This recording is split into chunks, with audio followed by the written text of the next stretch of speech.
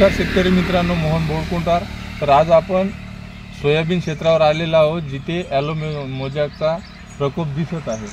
तर या क्षेत्रामध्ये समोर चालून आपण चण्याचा क्रॉप घेतो। हा व्हायरस जर समोरील क्रॉपवर येऊ नये यासाठी प्रिव्हेंटिव्ह तयारीमध्ये आपण पेरणीपूर्व ट्रायकोडर्मा 2 किलो, मेटारायझम 2 किलो व सुडोमोनास फ्लोरोसेन्स 2 किलो असं एकूण 6 किलोची प्रति एकरच्या हिशोबाने रेती, माती किंवा खतामध्ये मिक्स करून शिंपणी केली तर आपल्याला त्याचे पिकावर व उत्पन्नावर चांगले बेनिफिट मिळतील। धन्यवाद।